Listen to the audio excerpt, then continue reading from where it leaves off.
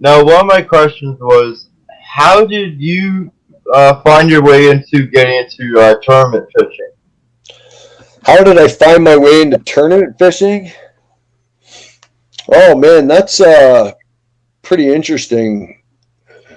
I think it was just kind of by dumb luck. By dumb luck, I was 20 years old or 21 years old, and I I went to this Charles Sportsman show, and I bought a boat. And it was a 16 and a half foot low with a 60 horse Mercury and a trolling motor and a fish finder and a casting deck, and it was a pretty sweet little ride. Actually, I fished out of that boat for a few years when I started, and I cashed a lot of paychecks. So I had known about tournament fishing. I knew that there was tournaments that happened. There was walleye tournaments and pike tournaments and bass fishing tournaments. So I remember that first year I owned the boat. I asked a friend. I said, "Hey, there's a walleye tournament that's happening on Sturgeon Lake. Do you want to do it with me?" And he said, "Sure. I know how to catch walleye in Sturgeon Lake." So so we lined up and blasted off against all these big 20-foot bass boats and ran down the lake, and he took me to his secret spot, and we caught one fish all day, and it was a 6.5 pound walleye. And then from there on, I was hooked. I got an information pamphlet for two different series at the time. There was three series at the time. There was the CSFL, Competitive Sport Fishing League, who I've been a monstrous supporter of for yeah, my almost my whole career. Then there was the Canadian Fishing Tour, and then there was Top Bass. Those were kind of the three organizations, right? Um, Top Bass was a very competitive series, but it had more of um, it was kind of it felt more like an entry level series. It had a lot of great anglers competing. Oh, okay. CSFL at the time had the Canadian Pro Tour, had the Canadian Open, and it was like there was a lot of prestige. Like when you fished those tournaments, you fished against guys like Bob Azumi, and you fished against guys like Rocky Crawford and Mike Miller, and some of the guys we see on TV now, right? JP DeRose, and the cool thing back then was the CFT moved around a lot.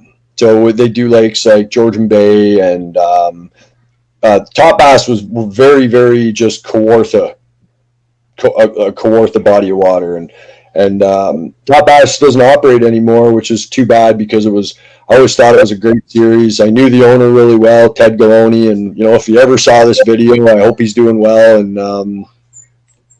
then it just evolved, right? The Canadian Fishing Tour was another great tour that it unfortunately was, mismanaged, and it ceased to exist. And then you've got all the clubs, and you've got the Canadian Bass Angler Federation, and you've got the OBN, Ontario Bass Nation, and then you've got all the independent clubs and stuff. So it's pretty interesting. It kind of grew, and I've bounced around and fished a few tournaments here and there, and then I've done some series. I've made some classics.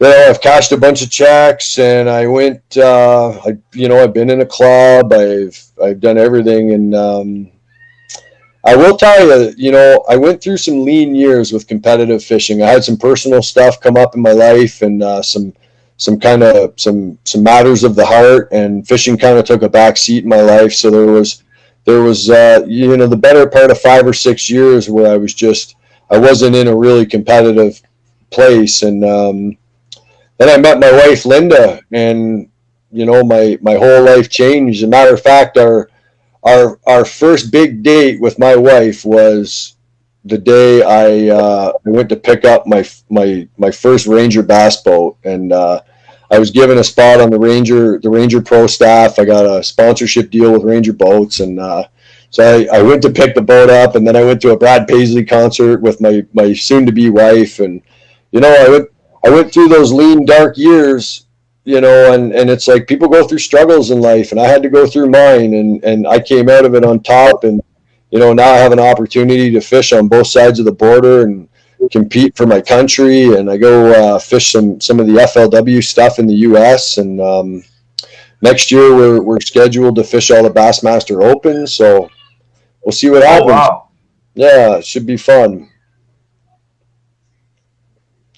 So I guess what I was rambling on about was there, if you want to be a competitive angler, if you want to fish tournaments, just make sure your life's in good order and you're not skipping out on responsibilities, and make sure it's about fun, right? Because the unfortunate side of it is I've seen a lot of guys that